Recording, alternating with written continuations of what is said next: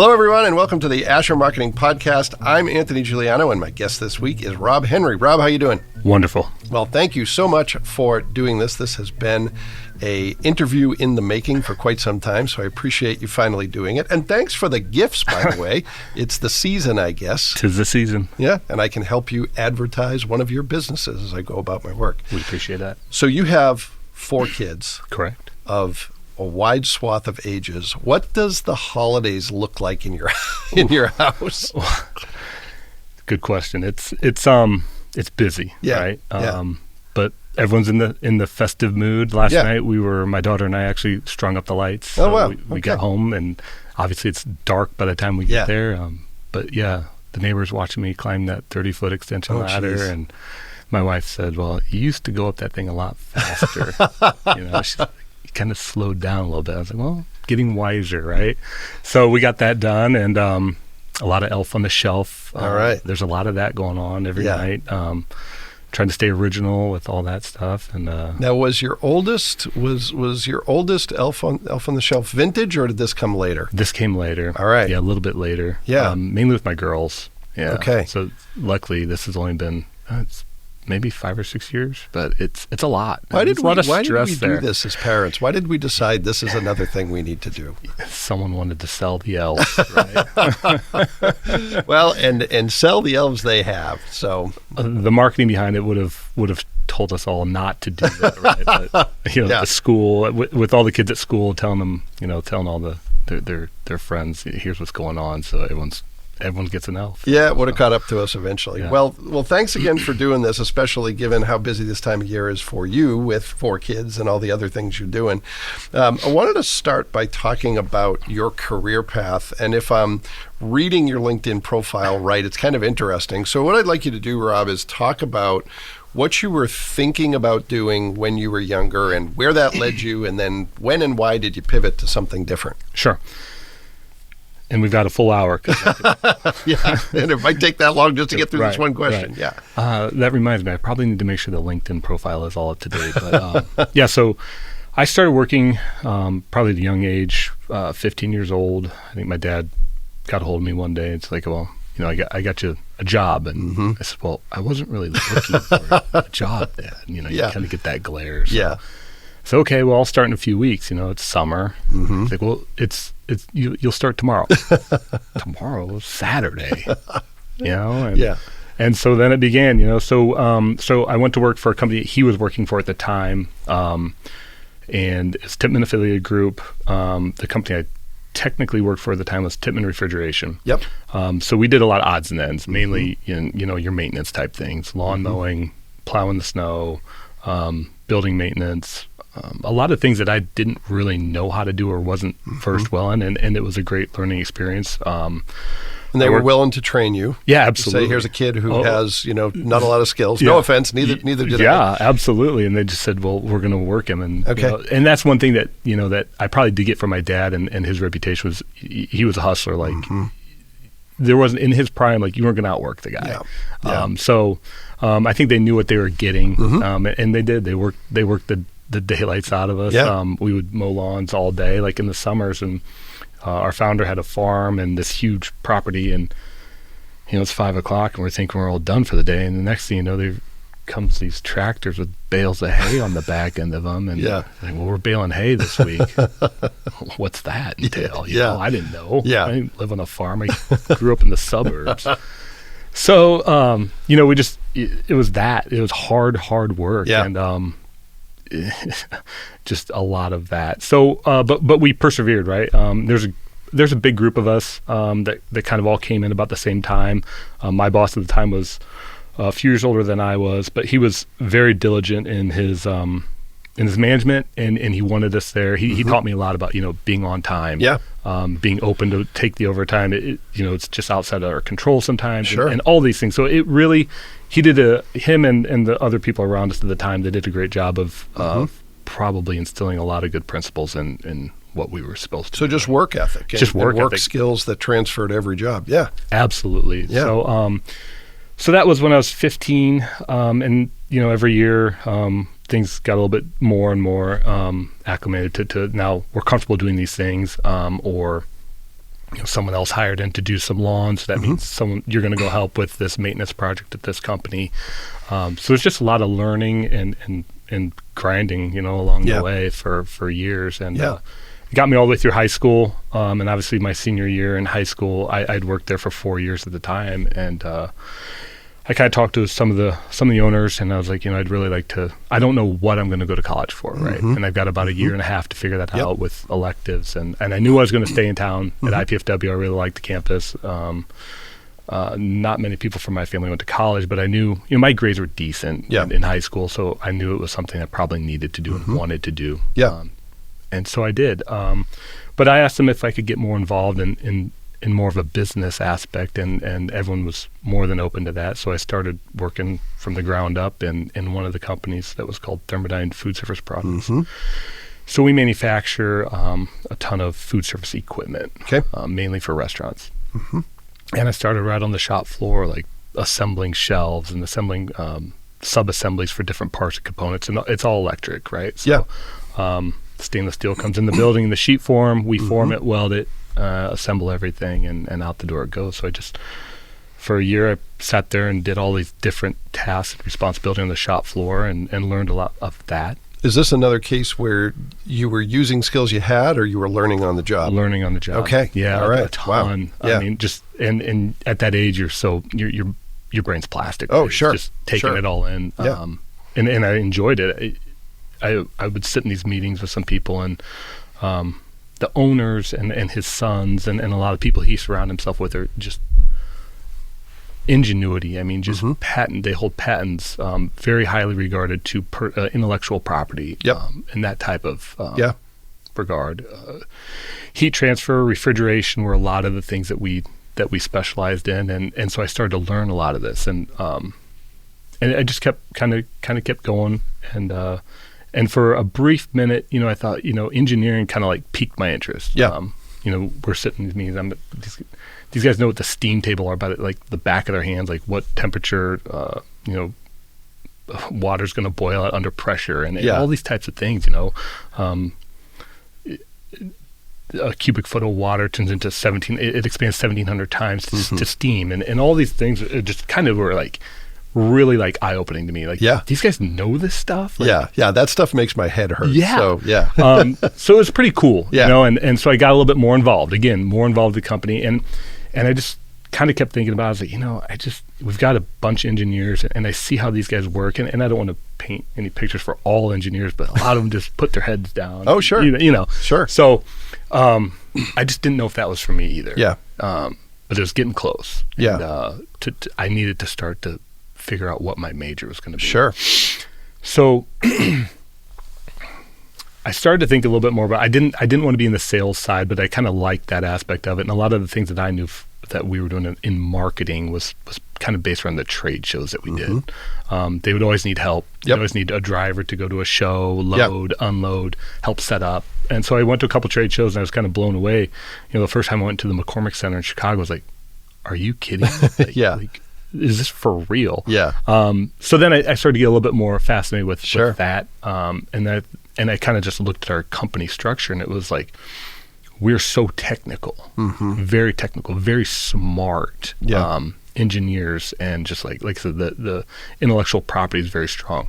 Our sales teams were good, but I noticed that there was a gap there. Like, there's no marketing department. It always just seemed to like fall on so-and-so will just do that mailing campaign. Our CRM, so it was bolted on to other jobs. It was. And our CRM system was not a CRM system. It was a glorified Rolodex with names. Sure.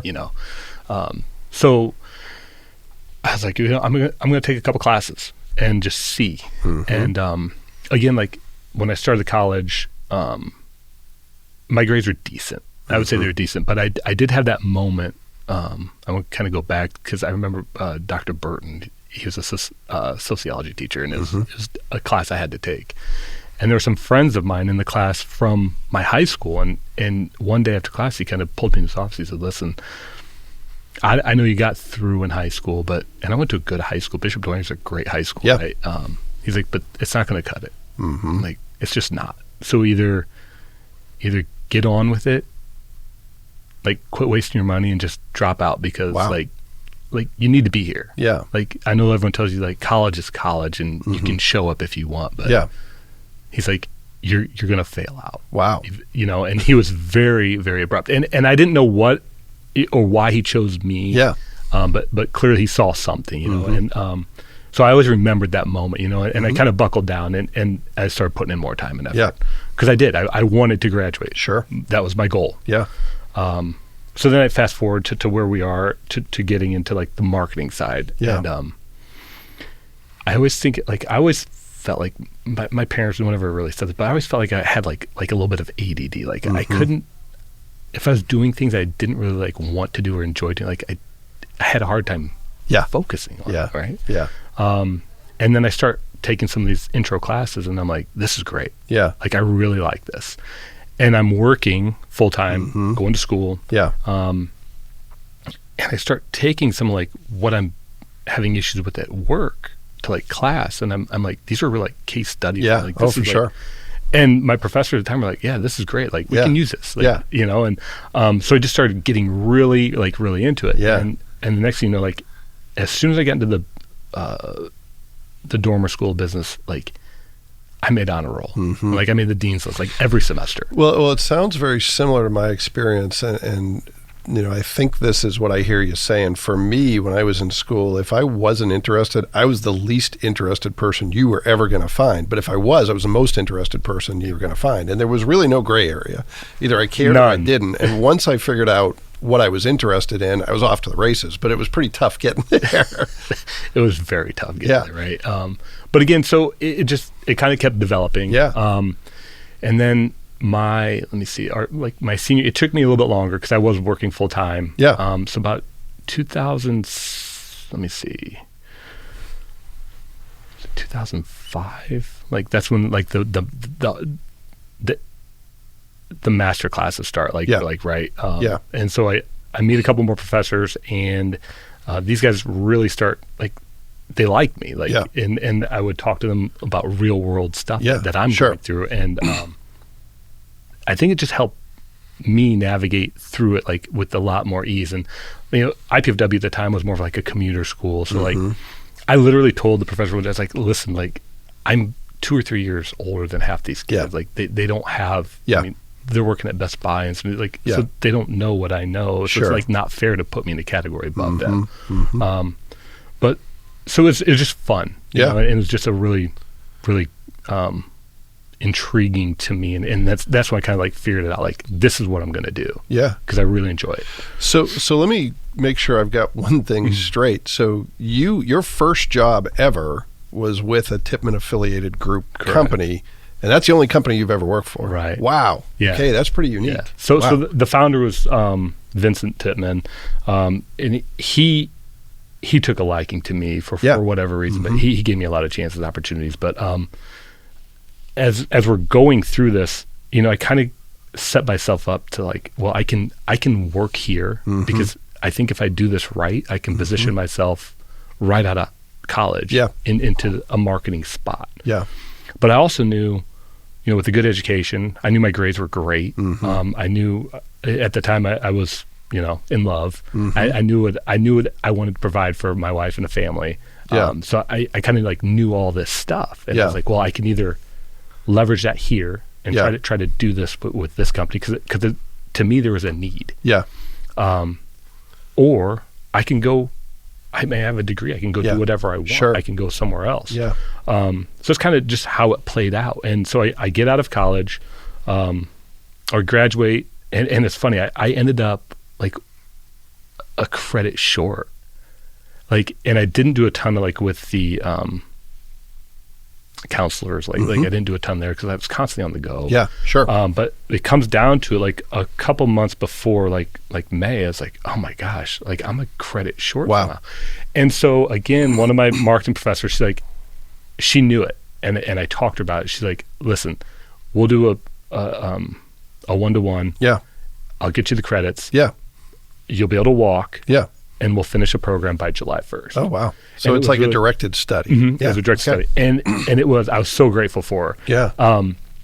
And so she gave me a couple topics. She's like, I want you to write a thesis on on this, or this, and she Yeah. gave me these topics, and so this is 2007, Mm-hmm. and so one of the topics she gave me was Netflix versus Blockbuster, right? Yeah. And at the time, Netflix was simply DVDs in the mail. DVDs in the Yeah. mail, Yeah. right? Yeah. And she's like, I want to look at this and see, let's do a thought process here and a thesis on which one's going to prevail. Yeah. And we nailed it. Yeah. Right. Totally nailed it. Yeah. I don't think I had like the collapse of Blockbuster like as fast as it really went Yeah, down. sure. Like I didn't nail that part. Yeah. But, other than that, we just hit a home run. Oh, wow. Yeah. So that was great. Oh, yeah. And I was so grateful to her that she let me do that, and it Yeah. got me through because I needed to be done. Like I'd married, I have a son, Yeah. so like Oh, sure. I really like needed. And to you're be, working full time. Yeah. Yeah. Yeah. And So- you're probably starting to lose some of the momentum and you want to just get on with it at right. that point. Yeah. Exactly. And that's one thing like I tell my boys mainly right now, just because they're of that age, like I wouldn't have been able to get through if I didn't have the resource, if I didn't use the resources that were available to me. I did a ton of tutoring. Yeah. I did a ton of Yeah. a ton of help in college. I did a ton. I spent a lot of time in that library. Yeah. And then the study tables. So I always tell them I literally I'm never gonna be the smartest guy in the room. But if you work hard enough, like you can Yeah. get there. Yeah, you for sure. can just. It's just all about how hard you want to work. Yep. And that's the other thing. Like, if I know I'm not going to be the smartest guy in the room, I got to listen. Yeah. I want to listen. And that's one thing that marketing is great at too. Like, you need to listen to the outside people, Sure. outside resources that are available to you. So it's just one of those things. Like, it was. It's a great learning moment for them, and because sometimes they think Dad just walked on through, and it's not. It's Yeah. never the case. Well, it's a different experience when you are an adult student, and this isn't to take anything away from students who go the traditional route, but when things turned around for me as a student, it was when I was surrounded by adult students. I almost failed out of a school really hard to fail out of. I came back at night surrounded by adult students, people with jobs, people with families, some with both, and that's when it finally clicked for me because I was like, oh, they're not really interested in me goofing off. Right. They're here to work and to learn because they have something at stake. That's right. And it sounds like that kind of propelled you to the finish line and beyond. Yeah, and there's something to be said like, show me your friends and I'll show you your future. Right? Yeah. Just Oh, for absolutely. just that example Absolutely. right there. And Yeah. and you start. I joined the marketing club. Like, I didn't even know there was one, but Yeah. we did it. You know what I mean? Like, so all these things are going on, and I started to really flourish because I was doing something I really thought that I could add a lot of value to. Yeah. Yeah. So when do you start? You start right after graduation in a marketing role, or does that take some time? Yeah. So I guess if we want to back that up a little bit from Yeah. the work side. So all through college, I was working for Thermodyne, right? And I got to the point where I told the owners that I knew everything that was going on out there, how the processes flow, how the production line flowed, inventory controls. Like I instilled a lot of things that I wanted to do. Yeah. And so I ended up running the operations for 2.5 years at a very Really young age. great experience at Oh that yeah, point. Yeah. yeah. And so again, I was doing things that my college friends were, they're hanging out on Friday nights and going to parties and, Yeah. and here I am at work and then going to a Friday night speech class. Yeah. And then I got to be to work for inventory control on Saturday morning or whatever. But Yeah. not to say that I never made it to campuses and saw my Sure. friends at Ohio State and Purdue and IU. So I got to see a lot of that too. Yeah. But it kept me out of probably a lot of trouble. Yep. And a lot of other things. And again, just the learning experience. So operations, we did that for a while. And as soon as I graduate, the shareholders were pretty open to me, like hopping right into more of a brand management position for Thermodyne because I was so familiar with it. Yep. The customers, the salespeople. So it just transitioned pretty quick right into that. And we knew this was coming. Yeah. So we hired an operations manager. I actually hired Okay. him. So to could take train over. alongside Yep. you. So did the marketing position you moved into, was that a new position and you were the first to be It was in that role? Okay. Yeah. All yeah. right. And that's where it gets a little interesting. All right. Yeah. Okay. So that was 2007, 2008. Yeah. It took a little while to transition there. So I start brand management. So it's a lot of just online, and at the time, like websites, they aren't what they are today. So Yeah. there's a lot of that work. Sure. Just a lot of just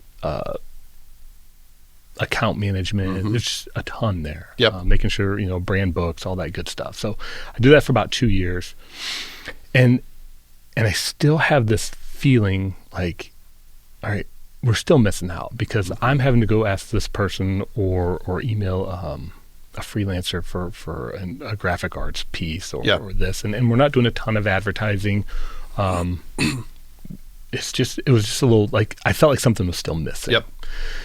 And so I start to realize like, okay, the receptionist, she's a phenomenal graphic artist, right? And everyone kind of knew it, but like we didn't like leverage it properly for a while. And so I see that. And then we have a web administrator who was like digital. I mean, his digital savviness was just amazing. He's just so good. Younger than I was, but just could crank.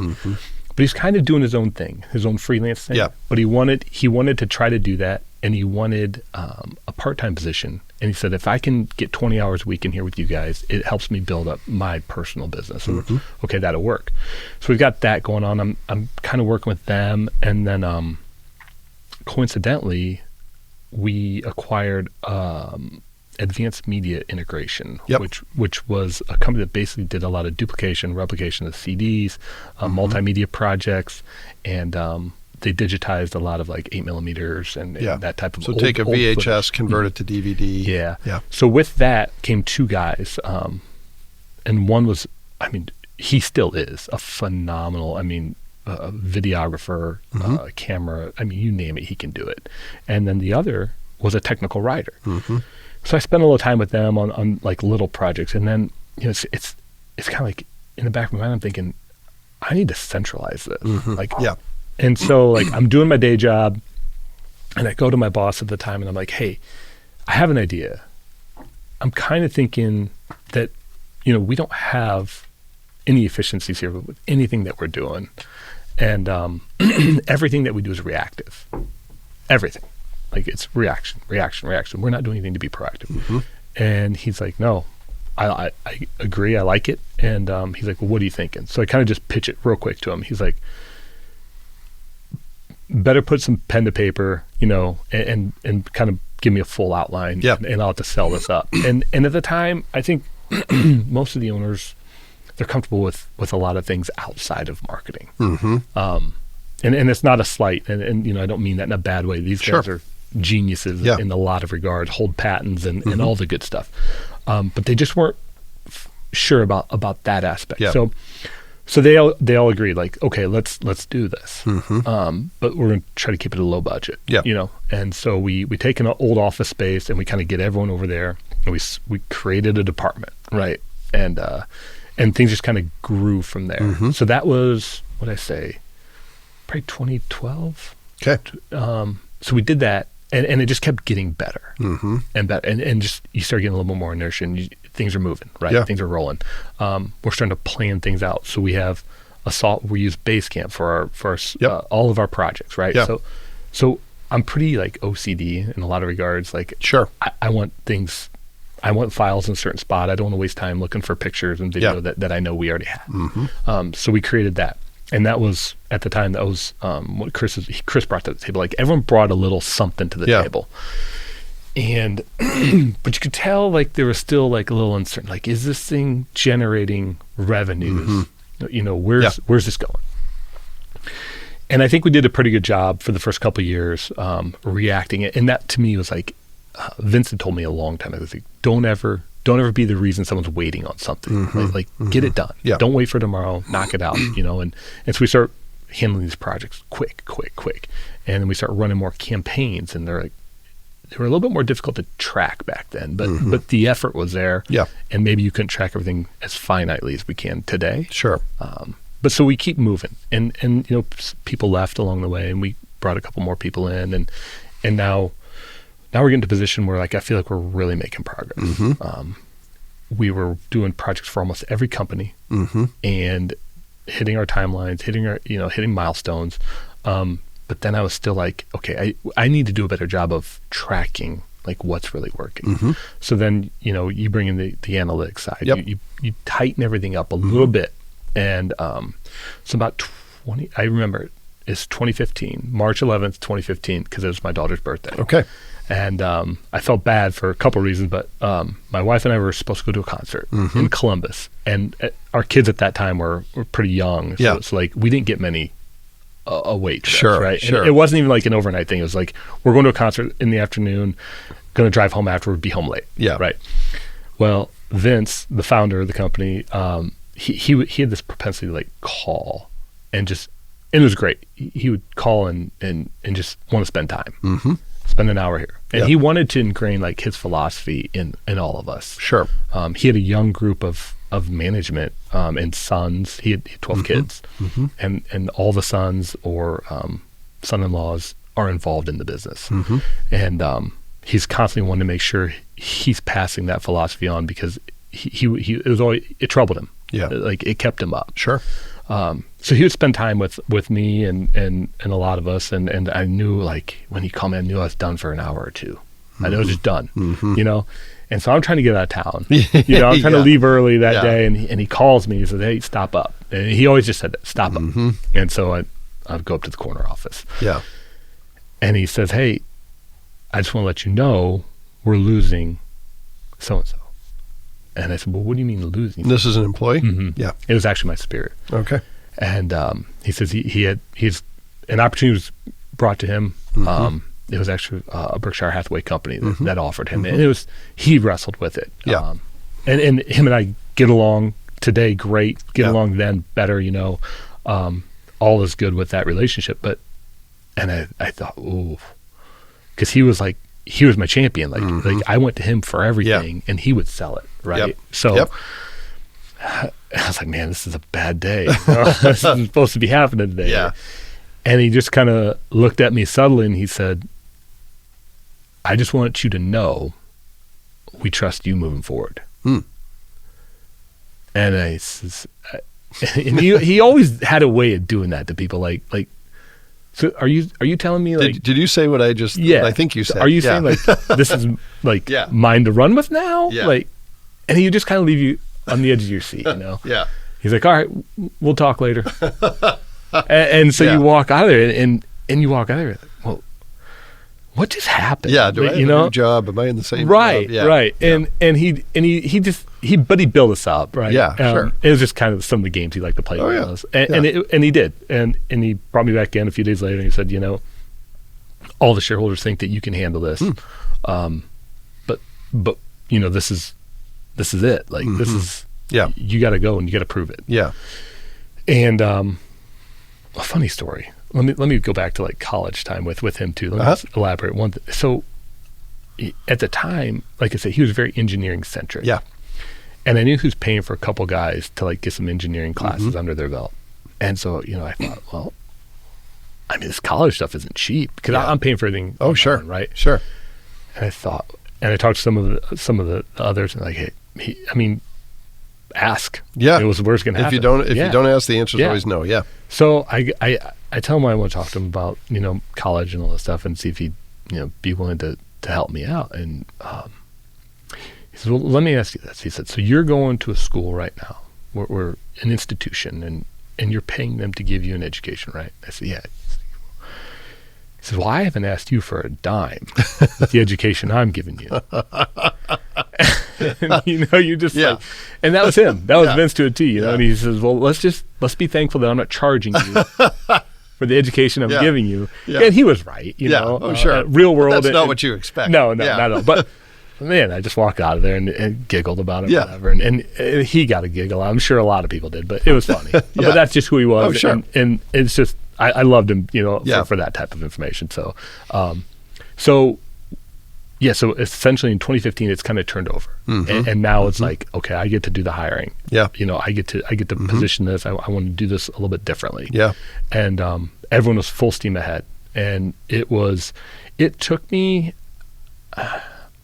about 3 to 4 months. Just, I don't know if you've ever heard, like in sports, where they say, like, when you go from college to NFL, like, it's moving so fast, right? It takes you a little bit of time for things to slow down. Yeah. And that's what it felt like to me. Like there was a lot coming at me. Yeah. And I just had to keep slowing it down. And then and once I got my bearings, and I realized, like, man, he wasn't messing around either, at the time, like my sure. boss, so Yeah. so it's kind of so in 2015 that happened, and it's basically like I don't know what would have happened if that didn't happen, and I'm thankful today that it kind of did, because we've proved it. We continue to prove it every day, that we are a great resource. But at that time, so you start to see this spin, and I go back to like 20 or 30 years ago to like, if you were running a marketing company, like I can't imagine how difficult it was to go back to your customer and say, this is working. Like how, it's just almost next to impossible to do what we can do now. Yeah. And I'm like, here's the analytics, here's the goals, for sure. Here's the completions, and this is where we're at. And like, okay. Yeah. Now they're starting to, the belief is starting to really wind up. Well, and part of the problem is there's so many different points at which it needs to work. We talk about this on the agency side, that sometimes we won't get the end result, but it's something down funnel, right? We'll do everything we're supposed to do, make the bell ring, but if the sales team doesn't close the deal. And there was a time when you really couldn't prove that. It was, he said, she said, no, it didn't, yes, it did. And now it's like the data say that, we kind of filled the funnel for you.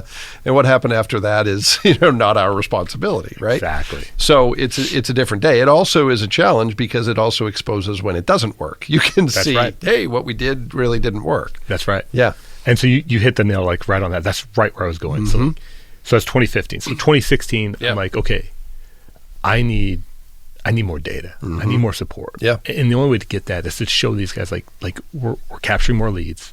The sales team's more effective. We're getting better leads.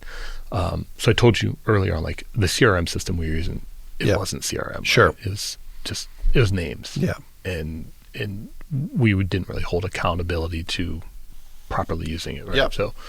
So 2016, I go all in, and I'm like, okay. So I go and ask for a large sum of money from the ownership, and I'm like, here's what I want to do. I'm gonna change the way we're doing everything, and it's not just what I'm asking for from the money side. It's a change in our process, and we all know like asking people to change their daily routine. Sure. It's a great company. It's a family-owned company, and a lot of people have been there for a long time because it's a great place to work, right? Yeah. But when you ask people to change, it's tough. But I went and did all the research I could, and I wanted to install Salesforce.com, the CRM system, into our business. Yeah. And there was a lot of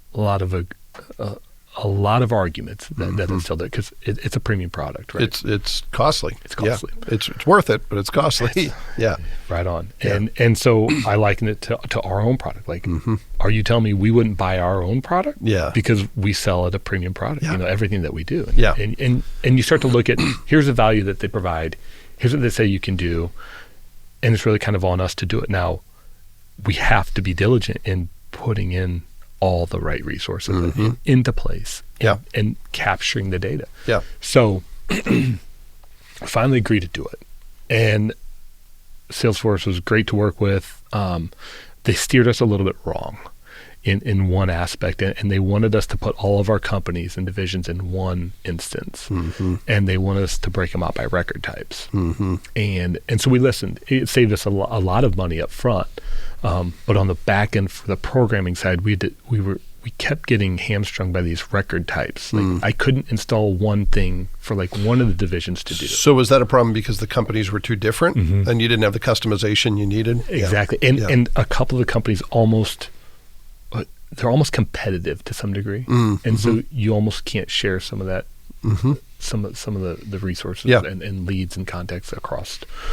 Is that a function of you've got a product that you're trying to sell and a product you're trying to lease? Yes. Okay. All right. Exactly. Okay. Yep. All right. So that was a big one. So 2016, that was our home run, right? Yeah. And man, the work that was involved, like the migration alone, we're talking like months to get this done. Yeah. And then, and we roll it out and we think, okay, that was the hard part. No. Asking people to change the way that they're doing everything and focus was so different. Especially if they've had success in what they're doing. It's exponentially easier to get people to change when they're hitting their head against the wall and not getting anywhere. Right. when you're saying, hey, I know what we're doing is working, this is going to work better, that's much more difficult. And I underestimated it. I really did. Yeah.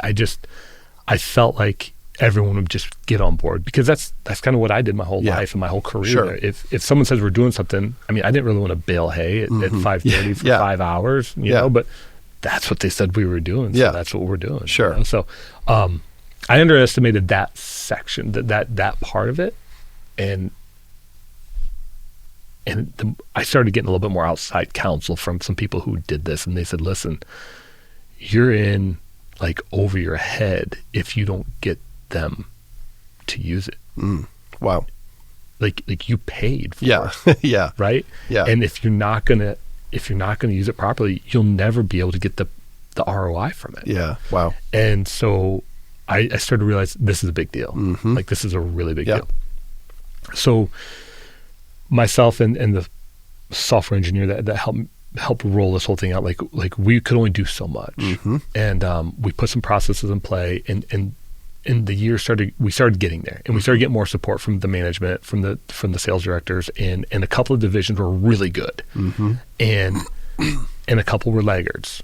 And then you start to see the ones that were really good. It's like, well, here's the data. I mean, we're talking about data that would take us weeks to get before. Yeah. I'm able to crank out in 5 seconds.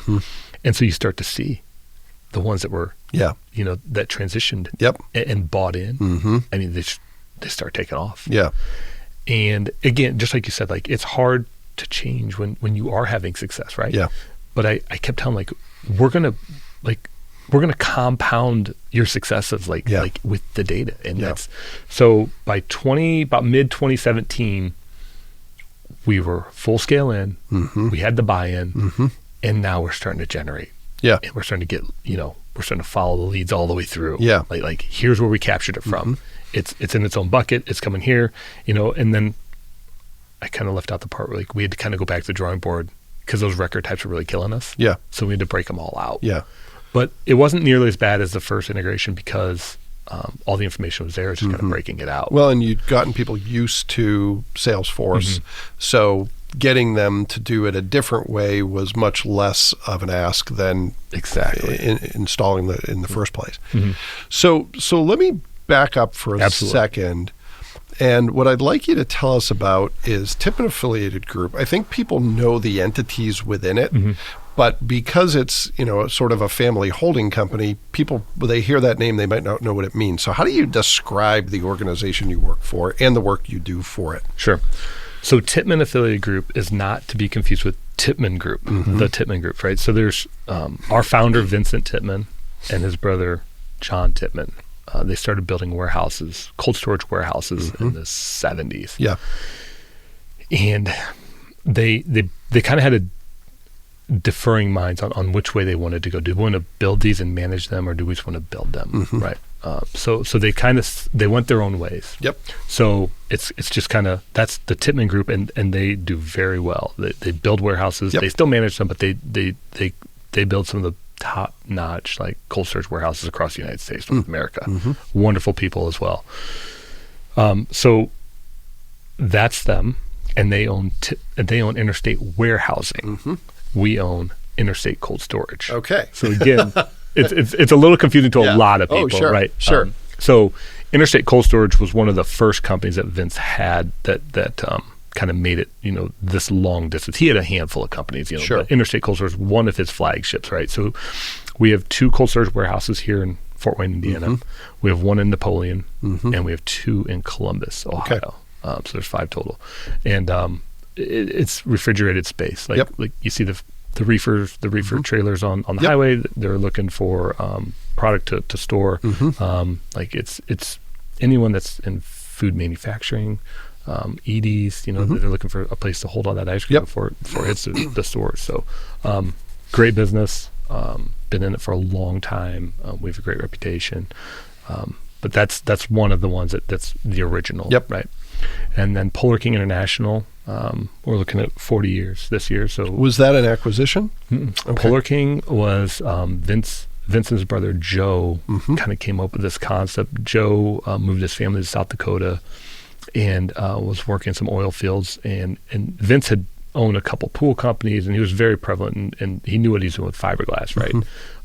But Joe had these like cooling towers that he was doing out in the oil fields for in North Dakota. And him and Vince said, well, if you flip that thing upside down, put a door on it, it'd be a pretty cool walk-in cooler and freezer, right? But again, like, they saw things that we didn't, you know.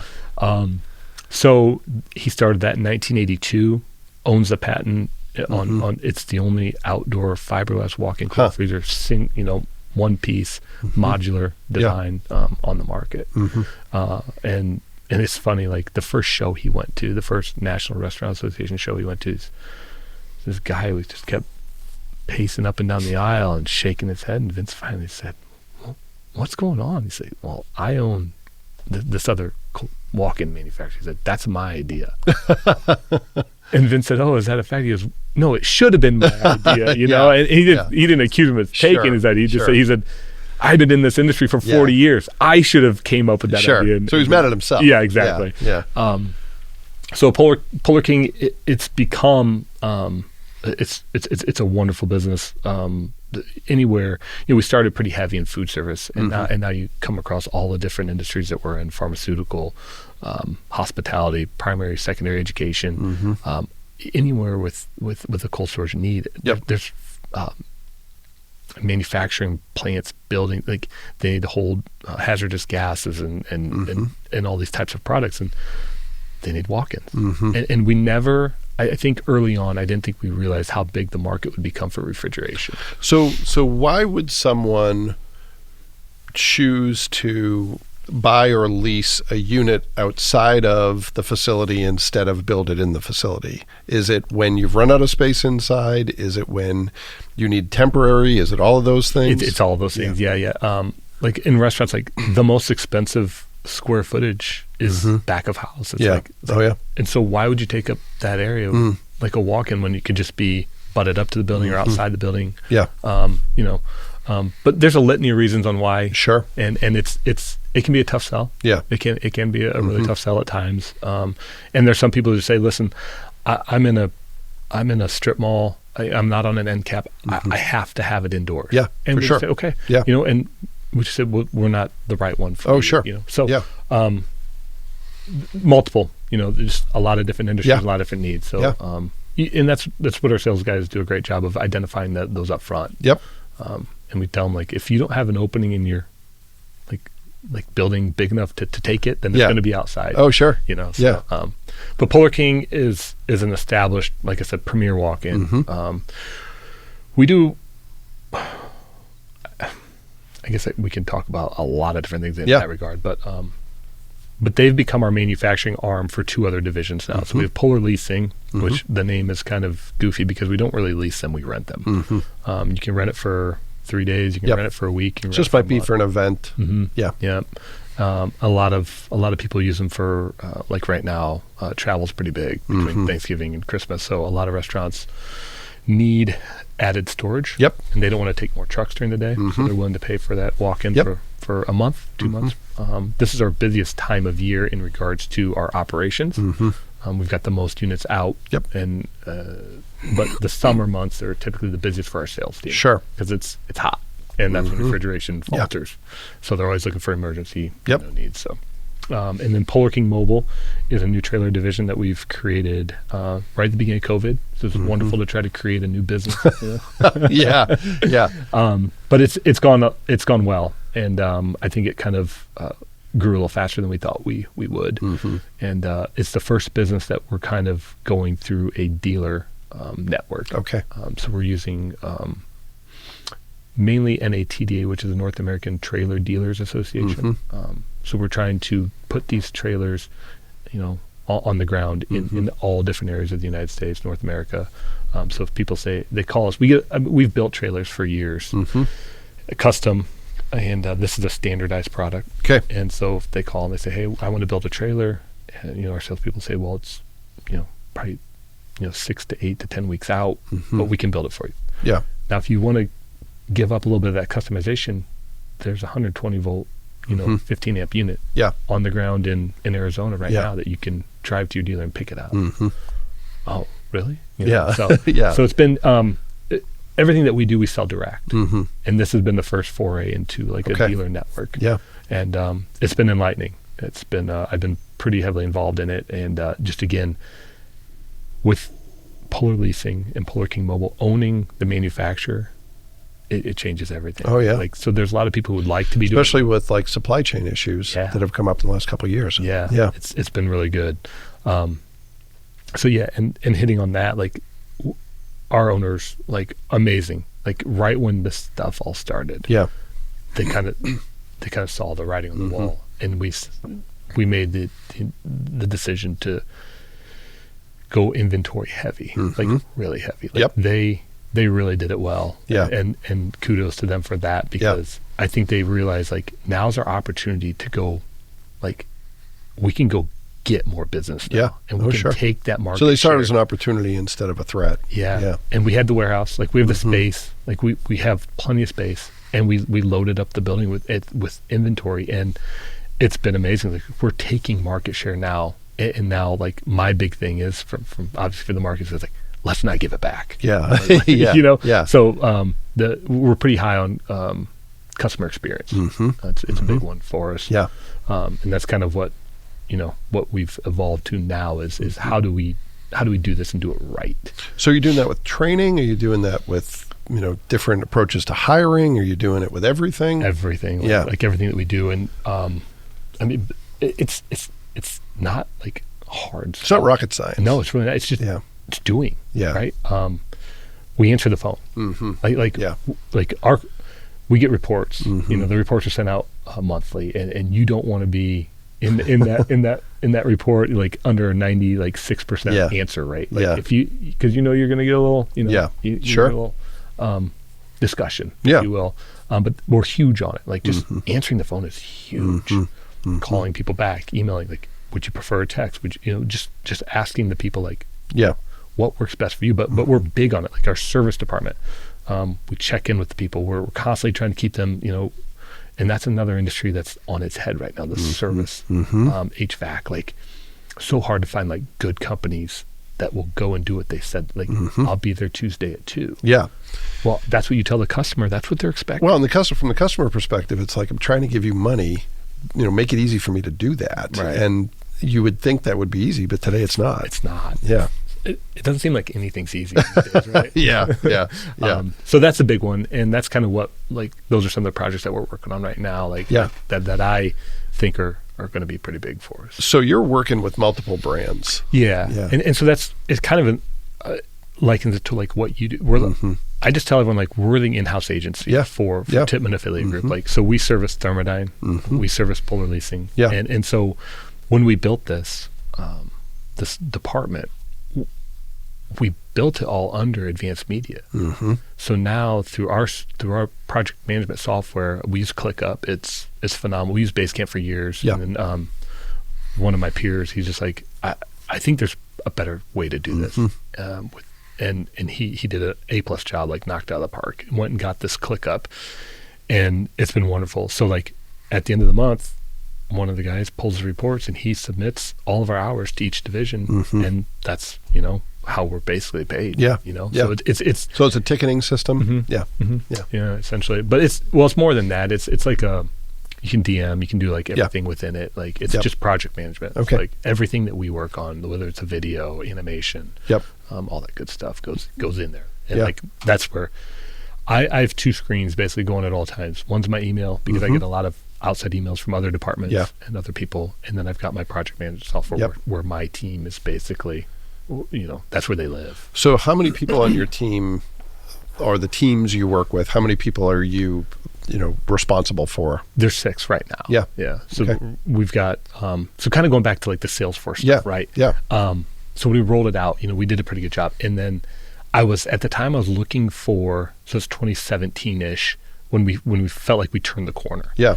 I was looking for some help in the digital marketing world. Like I wanted to get better with AdWords. I wanted to get better with like just any campaign that we're doing. I wanted to, I wanted to funnel everything through so we could Yep. start doing a better job. And I needed someone to help with that. And so I put that out, and I have this interview, and I'm just gonna say her name, Corey. Like, I have this interview with her. She was the first person I interviewed. And I'm like, man, like I want to hire her on the spot, and you don't do that. Like, Yeah. you're like, you can't, Sure. But her digital marketing like skills were fantastic. And this is 2017, you said? And that's Yeah. pretty rare at that time. Yeah. But on the flip side, she's like, I'm a Salesforce administrator. Like, I'm dialed. And I was like, okay, let's talk about that. Yeah. And I was blown away. It's like, wow. Yeah. She knows her stuff. Yeah. And I love the fact that her and I are like kind of like, we're very similar, but she's just, I mean, she's open. She's just like, she's Southern. She's from Virginia. She's Yeah. got the Southern charm. Yeah. She can work so well with our teams. And like, it's just, I felt like I was like, I need to hire her. Yeah. For that reason alone, for the Salesforce side. Yeah. And I go and interview 15 other people at the time, and a month later I call her and I was like, do you want this job or not? And she's like, heck yeah. She's like, Yeah. what took you so long? Yeah. And I was like, and I told her, I was like, I wanted to hire you on the spot. Yeah, I was like, sure. but I probably would have got in some serious, Well, you have to hot do your water due for that. diligence. Right. Yeah. Right. Yeah. So, so she came on and, she has just taken it to another level for us. And that's just like what I didn't realize like at the time, like that it could even be done, but she has just completely taken off. Yeah. And I love it. We absolutely love it. So like we just funnel so much data, Yeah. so much intelligence through this system now. It's been amazing. Yeah. Yeah. Well, I want to pivot to a few questions to sprint to the finish line. And I'm going to throw you a curveball because of something you just said. But the first one, it sounds like you've had some really good mentors over the years and you've learned a lot.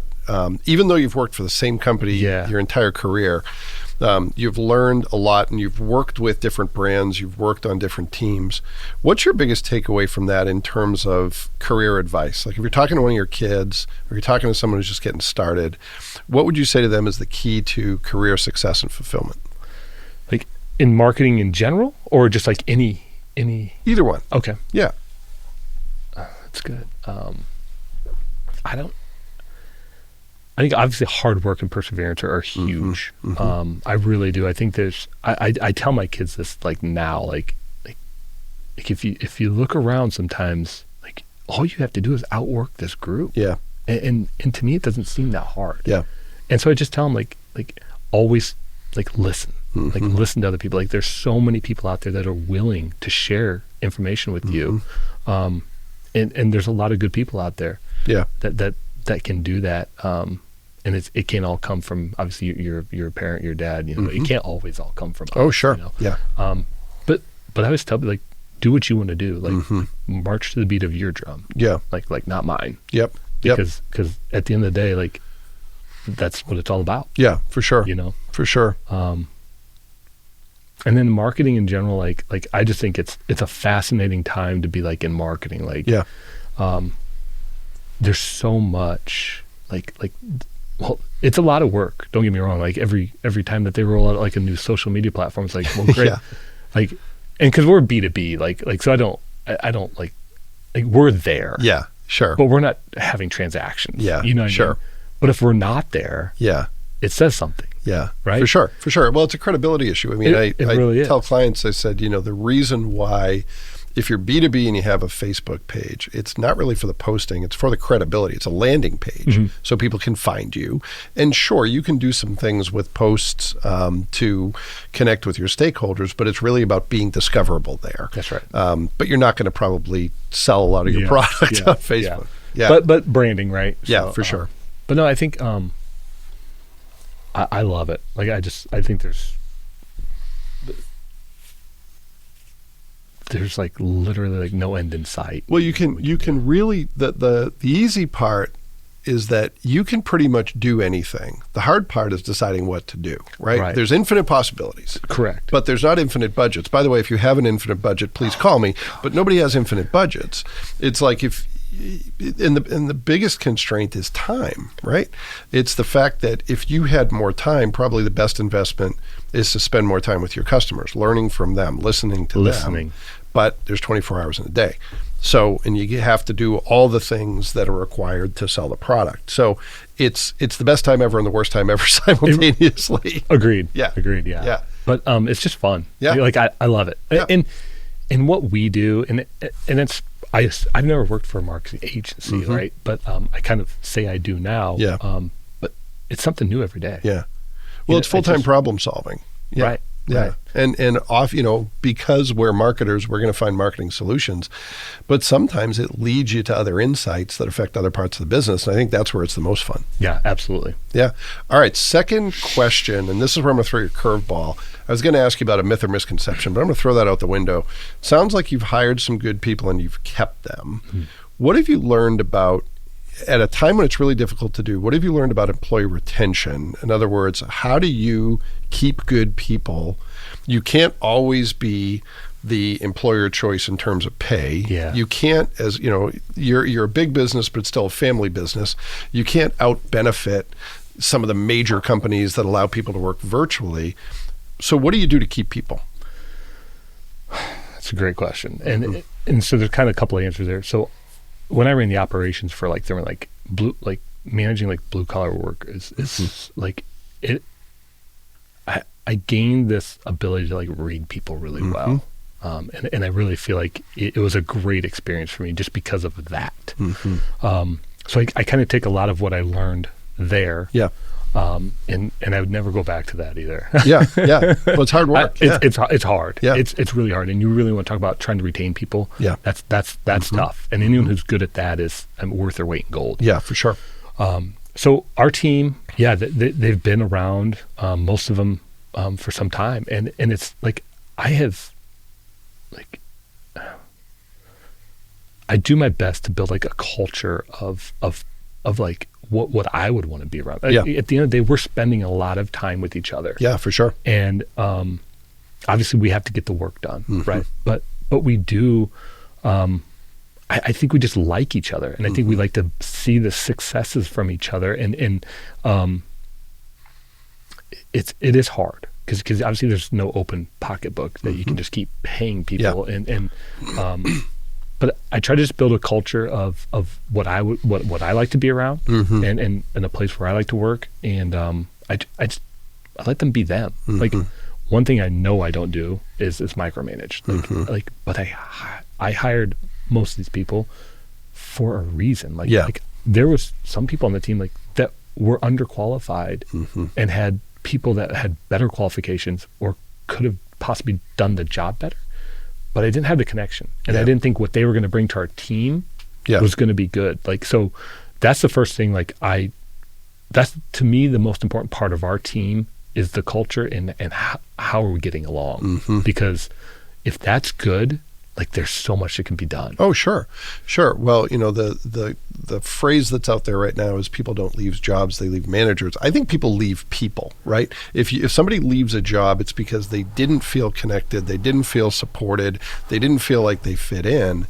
And if you can turn that on its head and create an environment that allows different personalities to find fulfillment in what they do and that respects their life outside of work, that sounds pretty easy, but it's pretty great. For sure. Some really great things can happen. And that's kind of where I'm at. I'm doing a lot more servant leadership. Right? I am always open to sometimes my door's closed, but they know all they got to do is knock. Sure. I'm here for them. Yeah. And that's what we talk about individually a lot. What can I or the company be doing better to make you feel like you're getting more growth, or where do you want to be, or are there things that so-and-so's doing or I'm doing that you would like to do or grow into? Yeah. And if so, let's move some things around and let's do that. Yeah, I want them to feel like they're getting growth. Yeah. And they're learning and they're being a part of the team. Yeah. Well, I think it's something that happens as you get a little older, and I'm a little older than you, probably a lot older, but where you start to become more interested in helping the people who you're leading, helping them grow than in your own growth. You still want to learn, you still want to grow, but if I've got time to spend, I'd rather invest it in someone who's got a huge ceiling than me, where I've only got so much ceiling. Got to bump it up against it at this point. Yeah, absolutely. So I think that's really fulfilling when you have people who have shown a commitment. They've been dedicated to doing the work, and now it's all right, there's potential in you that you may not even see in yourself. Let's spend some time on that. I mean, I couldn't have said it any better. That's right. I think some people don't even realize the potential that they have. Yeah. Right. And I was the same way. Same with me. And that's where I discovered it, is when I saw other people investing in me. I was like, you sure you want to spend time on me? Bingo. So, I think it's great to be on the other side of that. Absolutely. Sure. All right. Last question. And you may have kind of answered this, but feel free to add something new. I always ask people on the marketing side, what is a tip, a trick, a tool, a hack, something you use that gives you kind of a sixth gear, or maybe it's a fifth and a half gear. It doesn't have to be that profound, but something that's important to you that you think deserves a little bit of promotion or amplification. I thought a lot about this. And it doesn't have to be a technology tool. For some people, it's an app. For some, it's something analog, but just something that's important to your day-to-day work. I think like what we've talked about a lot is like in marketing, we need to listen, right? So one of the tools, and I'll plug Research. Research turned me onto this probably about 6 or 7 years ago. They did a little bit of outsourced work for us on a website. We were bottled up, and he did some work for us. But I told him about some things I wanted to do in regards to a few. I'm trying to think of the best way. Like we had a handful of different salespeople, but we were trying to position them to look like they were more in those regions. They covered more of a geographic region. And he says, well, I've got a tool for you. Let's look at this. So it's a tool called CallRail. I don't know if you've heard of it. I haven't. No. Okay, so CallRail is basically, it's a vanity phone number system, right? You put in a phone number and you can make it look like you're in Arizona. So it's calling our headquarters in Fort Wayne, and it's going right to Susan, who handles that geography, right? So he turns me on to it, and I'm like, all right, that totally does what I need it to do. And so we built it into the website. He's like, hey, I'm going to hand it over to you. It's, you're going to sign up for it because you're going to manage it. Sure. So, okay. So I get possession of it, and I start opening the system. I'm like, wait a minute, there's so much more here than just vanity phone numbers, right? Yeah. So it records every phone call. It tells you, it tells you length. There's a piece called conversational intelligence. So like I can mark keywords, whether it's like the trailer division or certain keywords that I'm looking to know like what the salespeople are saying. And it breaks it all out in transcripts and everything. Like, so it gives me the ability to listen to the call. How are we handling it? It gives me better tools for training when we onboard people. And it tells me exactly like what campaigns I'm doing, how effective are they, how many people are calling these numbers. Yeah. Like, so it's great for like when we still do a lot of print advertising. Yeah.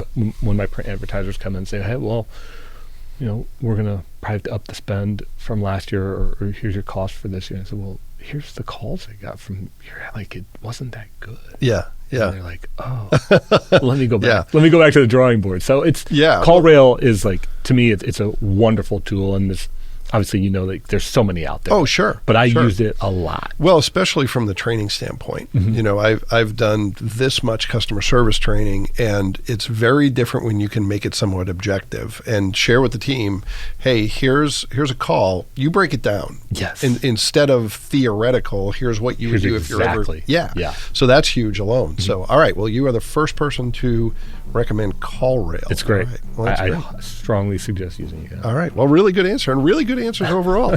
Thanks. Well, thanks for doing this, Rob. I really appreciate it. I appreciate you having me. And thanks to everyone who took the opportunity to listen to this episode of the Asher Marketing Podcast. We'll be back next time with another great guest, and we hope you'll join us then.